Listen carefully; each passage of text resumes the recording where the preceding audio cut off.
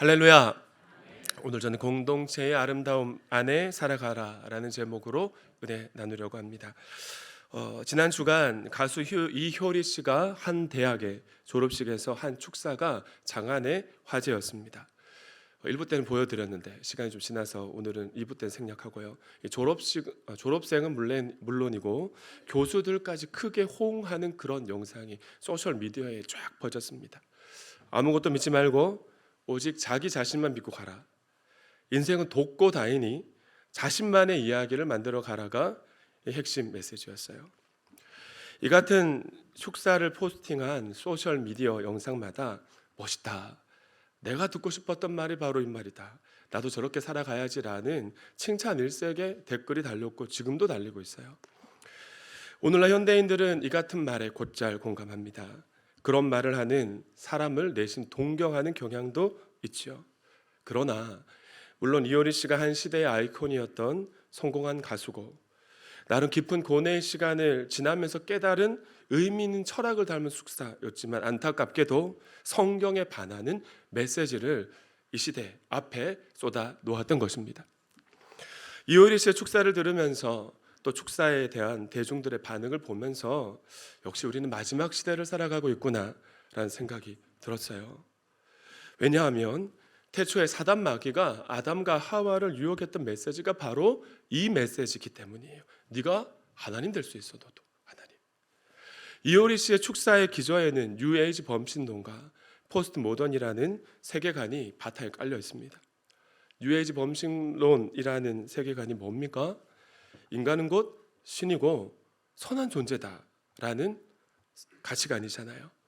포스트 모던이란 세계관은 성경과 같은 절대 진리는 없고 모든 사람의 주장, 생각이 진리가 될 수 있다라는 철학이에요. 그런데 이 두 가지 모두 다 적그리스도적인 세계관이라고 제가 말씀드린 바 있습니다. 저를 따라 하실까요? 세계관이 문화를 낳고 문화가 세계관을 만든다. 그럼 기억이 나십니까? 인류 역사를 거슬러 올라가 보면 인본주의적인 생각, 그 가치관이 반성경적인 문화를 낳았습니다. 반성경적인 문화가 적그리스도적인 세계관을 낳아왔어요. 17세기까지는 신본주의였던 유럽의 세계관이었잖아요. 그런데 조금씩 이신론 이렇게 변질되어 가더니 오늘날에 대중문화가 쏟아내는 콘텐츠를 들여다보면 태초에 사단 마귀가 아담과 하와를 유혹했던 그 메시지로 그냥 가득합니다. 영화로는 사랑과 영혼, E.T., 사탄의 인형 등등 이제 고전이 되어버린 영화가 있다고 말씀을 드렸고요. 크리스토퍼 롤란 감독이 만든 영화는 대부분 다 그렇습니다. 인터스텔라, 테넷. 넷플릭스에서 송출되는 드라마나 영화는 말할 것도 없고요. 마블 스튜디오에서 제작되는 어벤져스 시리즈는 뉴에이지 범신론이라는 세계관을 담은 문화가 낳은 끝판왕이라는 말씀을 제가 2023년 8월 한 달 동안 문화와 세계관이라는 주제로 제가 강조했었잖아요. 그럼 기억하십니까? 그렇다면 이효리 씨의 축사를 들으실 때 저와 같은 생각을 하신 분이 계신가요? 한번 검색해서 한번 들어보셔도 좋고요. 한 번 더 저를 따라합시다. 자기 중심적인 삶이 타락의 본질이다. 자기 중심적인 삶이 타락의 본질입니다. 사랑하는 도안가족 여러분, 여러분은 오직 성경만 절대 진리라는 사실을 믿으십니까? 풀은 마르고 꽃은 시들지라도 하나님의 말씀은 영원할 줄 믿습니다. 하나님 말씀만 영원합니다. 제가 생명의 삶 공부 시간에 말씀드린 바와 같이 20년 전, 10년 전에 가졌던 자녀에 대한 교육 철학 신념이 오늘 제가 갖지 않거든요. 여러분도 마찬가지일 것 같아요. 오직 하나님의 말씀만 변함없습니다. 변함없는 절대 진리라는 것이죠. 근데 오늘날 이 시대는 절대 진리를 말하면 편협하다 말하고 관용을 보여주지 못한다는 말씀을 하는데 오늘 성경은 이렇게 말씀하고 있습니다. 1절 말씀을 함께 읽어주실까요? 시작.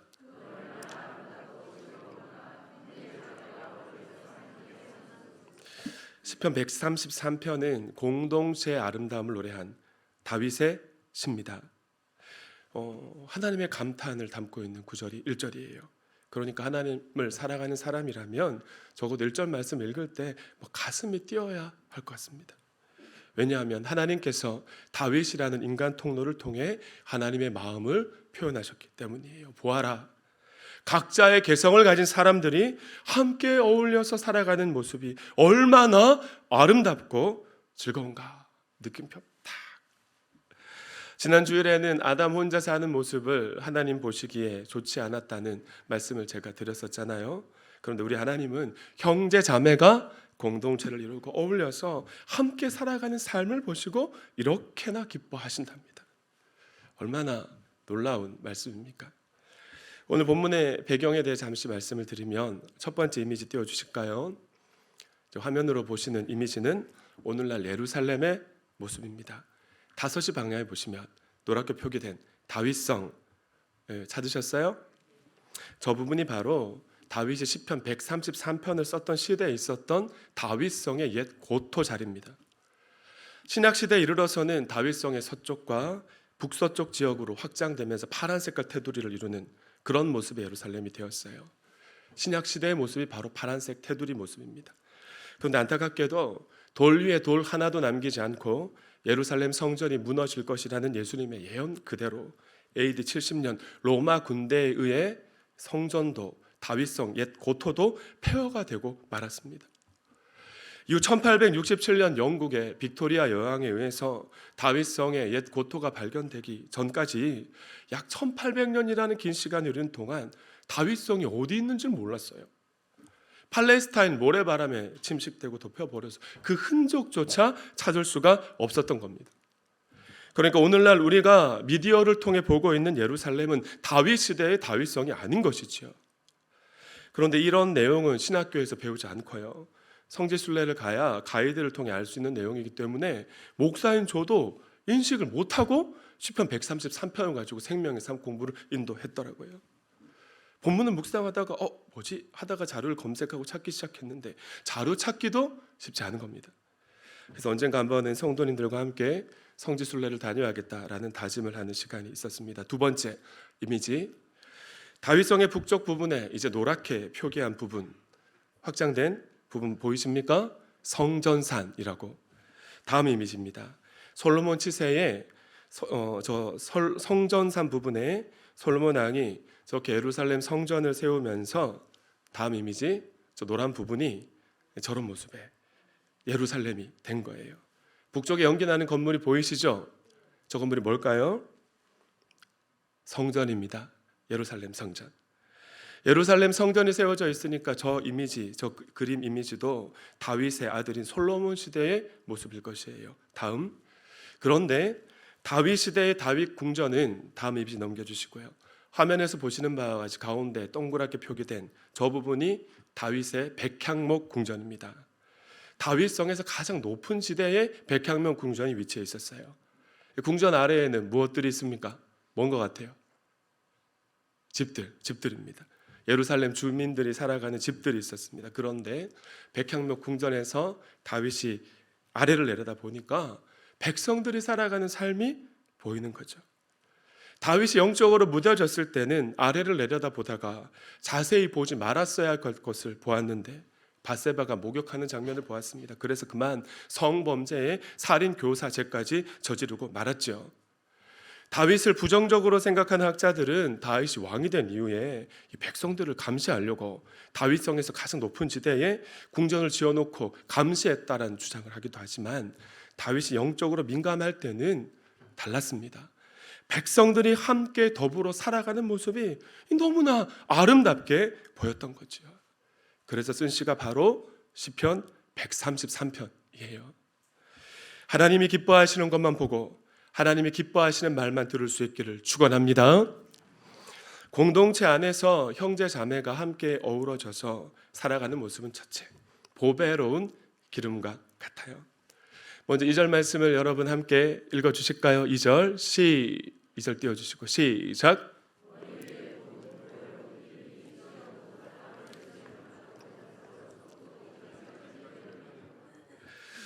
이 말씀은 레위기 8장 10절에서 13절까지 말씀하고 있는 제사장 위임식을 아름답게 노래한 말씀입니다. 모세가 아론을 대제사장으로 위임하여 세울 때 아론의 머리에 기름을 부은 거예요. 감람류의 몰약, 육개, 창포, 계피와 같은 4가지 향품을 섞어서 만든 기름이었는데 모세는 이것을 가리켜 물될 관, 기름류, 관유라고 표현했어요. 1절 말씀에서 다윗은 관유를 보배로운 기름이라고 말씀하고 있는데 왜 보배로운 기름이라고 표현했을까요? 좋은 재료를 사용해서 만들었기 때문이기도 했지만 하나님이 이렇게 만들라고 명령하신 그대로 만들었기 때문에 보배로운 기름인 것입니다. 성경에서 기름은 번영과 환대, 기쁨을 상징합니다. 근데 여러분 한번 상상해 보시죠. 아론의 머리에 기름을 붓고 머리로부터 기름이 흘러내리는 거예요. 수염을 타고 흘러내려서 옷깃을 적셨습니다. 마치 작은 불꽃 하나가 큰 불을 이루듯이 하나님 나라의 행복이 공동체의 머리이신 예수님으로부터 공동체 각 사람에게 쫙 흘러내려간다는 그런 의미의 말씀인 것이에요. 그렇게 흘러내려가는 성령의 기름은 각 사람에서 각 사람으로 또 각 사람에서 각 사람으로 흘러가는 것입니다. 목장 모임이나 상공부 시간만 해도 그렇지 않습니까? 먼저 인도자가 하나님의 은혜로 충만하면 그날 모임 전체에 하나님의 은혜가 이제 흘러가요. 또 한 사람이 감사와 은혜를 담아서 진솔한 나눔을 하면, 저희도 목장 모임 하다 보면 한 분이 그렇게 진솔한 나눔을 하시면 순식간에 그 아름다운 향기가 모임하고 있는 저희 집 공간과 각 목원들 각 사람의 마음을 막 만지는 것입니다. 여러분, 이 얼마나 놀라운 신비입니까?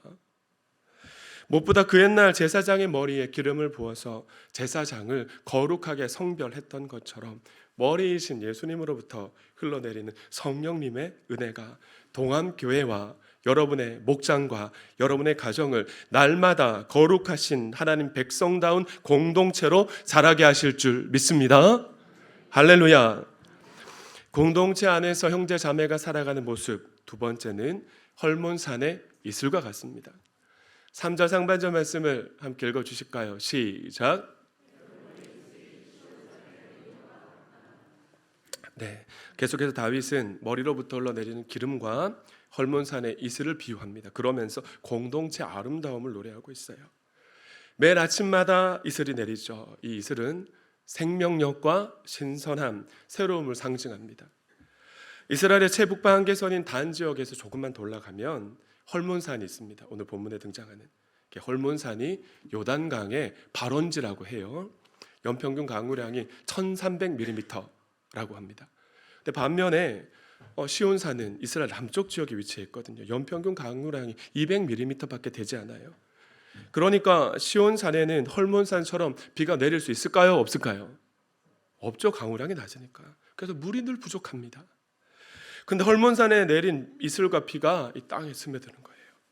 그래서 요단강의 발원지가 되고 큰 갈릴리 호수를 이루어서 갈릴리 호수를 넘고 지나서 요단강이 됩니다. 그 요단강을 통해 남쪽으로 그 생명이 흘러가는 거죠. 요단강물은 땅에 다시 스며듭니다. 그래서 마침내 다윗성의 오른편, 성경 읽다 보면 기온샘이라는 지명을 발견하게 되실 텐데 기온샘과 다윗성 아래에 실로암 샘으로 솟아나는 거죠. 그렇게 헐몬산의 이슬이 시온산의 모든 생명을 담아내고 생명을 살리는 생명수, 즉 영생이 된 것이에요. 저는 안 봐서 모르겠습니다만 이렇게 얘기를 합니다. 헐몬산에 아침 이슬이 맺힐 때 이 햇살이 비치면 그렇게 아름답다고 하는데 우리 하나님께서 하나님의 사람들이 연합교회와 목장 모임 안에서 아름답게 교제하고 더불어 살아가는 모습을 그렇게 아름답게 보신다는 것이죠. 올해 들어서 주중에 성도님들의 웃음소리가 예배당 곳곳에서 넘쳐납니다. 어제도 아침 일찍 기획사역원이 와서 여러분 왼편에 포토존을 교육자보다 더 일찍 와서 설치했고요. 또 웃음소리 가득. 타이중 목장과 반등 목장 식구들이 바톤을 이어받아서 청소로 섬긴 이후에 2층 로비에서 하하호호 하더니 온종일 봉사자들이 섬기는 교제 소리 가득했고요. 어제는 밤늦게까지 초등부 교육 목자들이 제 방, 목양실 옆방에서 겨울 캠프를 준비하면서 교제하고 또 밥을 시켜 먹고 이 교제하는 소리가 담을 넘어 너무나 아름답게 들려왔었어요.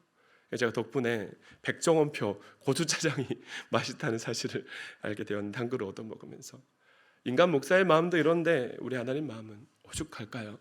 이 모든 것이 하나님의 은혜입니다. 그래서 3절 하반절은 이렇게 말씀하고 있습니다. 함께 읽습니다. 시작.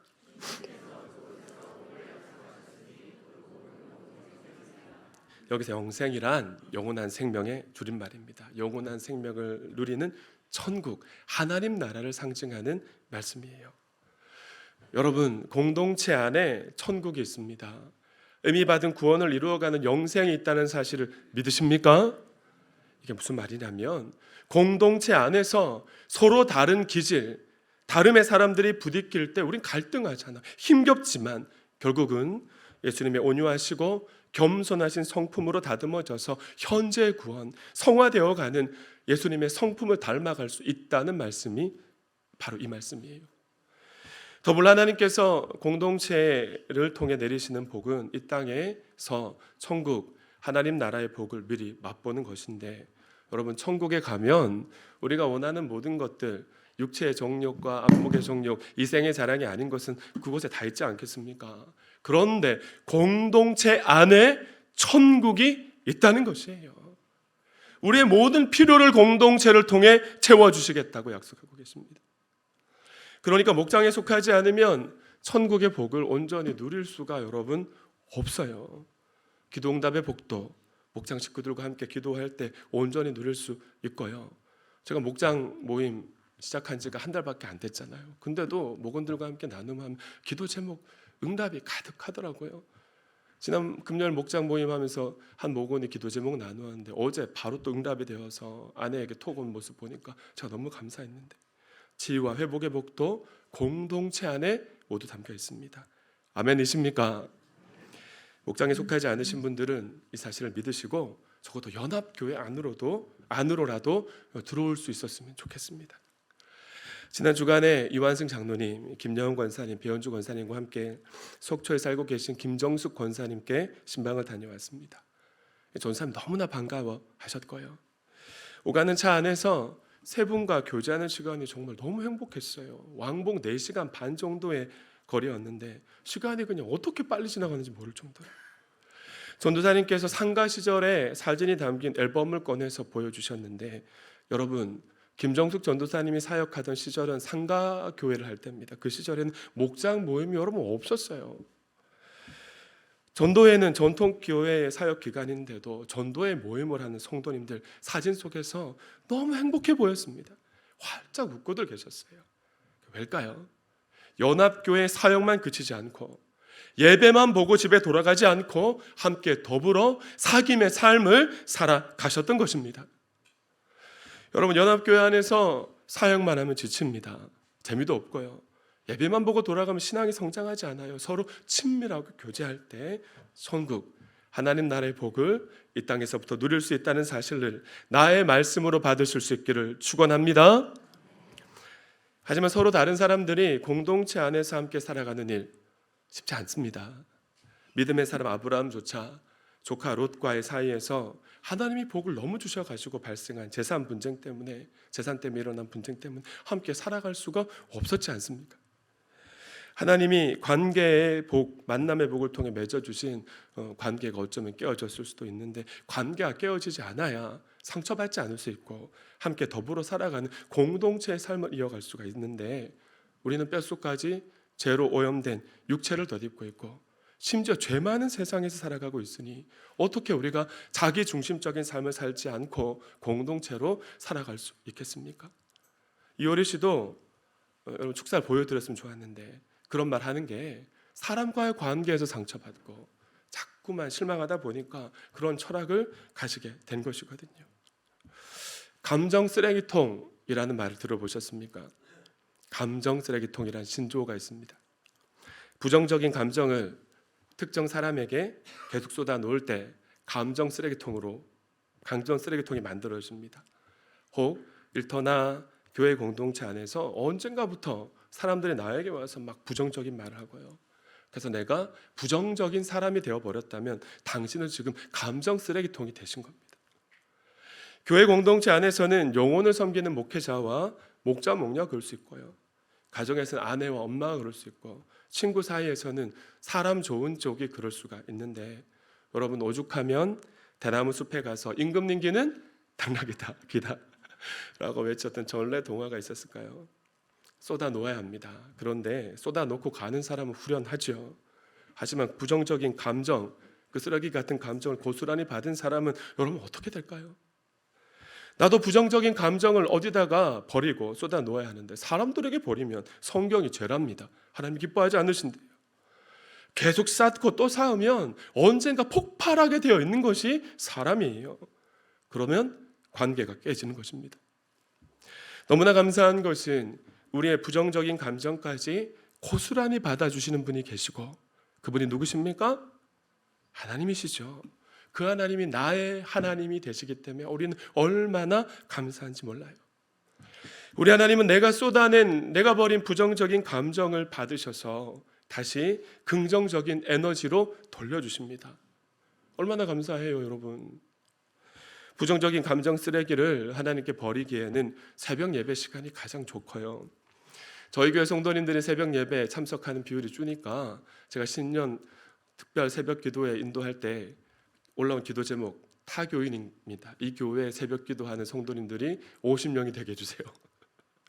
자, 그걸 보고 좀 가슴을 치고 좀 마음이 아팠었는데, 만약 새벽 예배에 나오면 지구와 자전 공전이 막 느껴져서 하루 생활 너무 힘들다, 이런 분들은 적어도 한 달에 한 번은 수요 성령 집회에 나오시길 부탁을 드립니다. 오늘 칼럼에 쓴 것처럼 요즘 수요 성령 집회 찬양이, 오늘 우리 임중성 목사님 찬양도 내려왔지만 여러분 얼마나 은혜로운지 아십니까? 얼마나 은혜로우면 아무개 장로님이 지난 달 강의하면서 수요 성령 집회 찬양이 너무 은혜롭다는 말씀을 하셨어요. 그러면서 더 많은 성도님들이 함께 할 수 있는 방안을 좀 고민해 달라는 제안을 하시더라고요. 찬양하는 순간부터 여러분이 만약 진심을 다해 찬양한다면 성령께서 여러분의 마음에 평화를 주실 것입니다. 말씀을 듣고 약 30분 정도 기도하는 시간에 여러분 하나님께 그냥 다 버리세요. 그 부정적인 감정, 상처, 아픔들을 다 쏟아놓고 가시라는 겁니다. 찬양하고 기도하면서 한판 울고 나면 놀랍게도 울었는데 마음의 평화가 임하고 성령이 주시는 힘을 얻는 은혜를 경험하게 될 것입니다. 할렐루야. 여러분, 공동체 안에서 사람과의 관계 때문에 쌓인 부정적인 감정과 상처는요, 하나님과의 관계를 맺을 때만 치유되고 회복된다는 사실을 믿으시기 바랍니다. 목장 모임에서 쏟아 놓으셔도 됩니다. 그러나 그러려면 목장 모임을 인도하는 목자님이 영적으로 건강하셔야 돼요. 그래서 목자 목녀님들이 기도하셔야 됩니다. 목원들이 부정적인 감정까지 쏟아 놓을 수 있어야 진정한 가족 공동체가 된 것이니까 그래도 전혀 이상한 게 아닙니다. 그러나 목원들이 부정적인 감정을 쏟아낼 때 지혜롭게 감사로 마무리할 수 있는 영적인 센스, 감각이 목자님들에게 필요하다는 사실이에요. 그럼 그렇지 않으면 어떻게 될까요? 오히려 목자 목녀님이 감정 쓰레기통이 되어서 또 그 시간이 지속되면 우울증까지 찾아올 수 있기 때문에 기도해야 되는데 노력으로 만들어지지 않습니다. 그 감각은 하나님이 부어주신 은혜로만 만들어줄 수 있으니까 목자 목녀님들은 적어도 한 달에 한 번은 목장 식구들과 함께 수요 성령 집회에 나오셔서 기도할 수 있었으면 좋겠어요. 말씀을 맺습니다. 아프리카 속담에 빨리 가려면 혼자 가고 멀리 가려면 함께 가라 라는 속담이 있습니다. 속초 가면서 이 속담 정말 맞다라는 그 은혜를 경험했는데, 한문으로 사람 인자만 봐도 여러분 사람 인자 이렇게 생겼잖아요. 한 사람 한 사람이 두 사람이 되고 서로 비스듬히 기대어 서 있는 모습이 바로 사람 인자, 사람의 모습이에요. 너는 나 때문에, 나는 너 때문에 안전하게 서 있을 수 있는 존재가 바로 우리 사람입니다. 인간은 누구나 혼자 존재할 수 없는 연약한 존재고요. 하나님이 인간을 그렇게 지으셨다는 사실을 우리는 자각할 수 있어야 합니다. 그래서 우리 청년들이 알바한다고, 공부한다고, 취업 준비한다고 주일 예배 안 나오면, 목장 모임까지 참석하지 않으면 제가 너무나 안타깝습니다. 어제도 한 청년에게 목사님 밥 한 끼 먹자라고 했더니 너무 바쁘답니다. 목사님 만나기 싫다는 것 같아요. 그래서 제가 하루 종일 마음이 무거웠거든요. 여러분, 신앙이 어릴 때는 하나님이 주십니다. 긍휼히 여기셔서. 그런데 어느 정도 자라면 30대만 접어들어도 여러분, 하나님 절대로 주시지 않아요. 그리고 주신 것도 잠깐 빼앗아 가시기 때문에 제가 마음이 아팠습니다. 왜 그렇게 하나님 하실까요? 청년의 때 창조주 하나님을 기억하라고, 하나님이 기뻐하는 공동체의 삶을 좀 살아가라고 하나님이 초대하고 계신 것이죠. 에베소서 4장 16절은 이렇게 말씀하고 있습니다. 함께 읽습니다. 시작.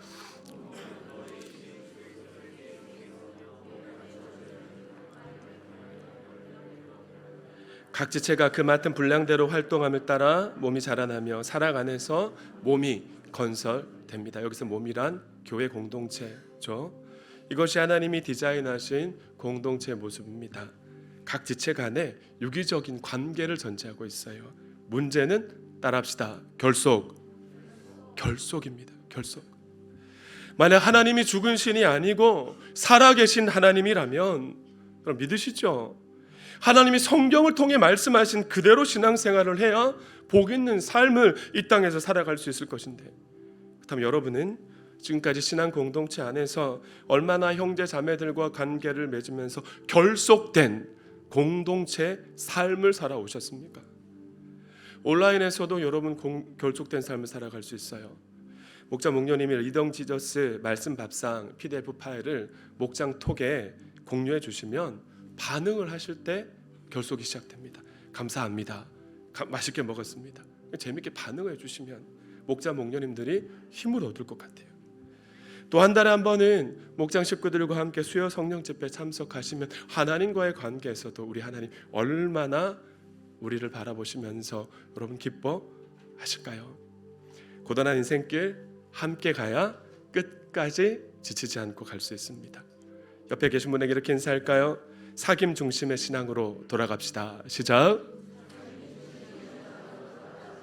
또 한 번 인사할 때 하늘 보기 공동체 안에 있습니다. 시작. 하나님께 영광의 박수 올려드립니다.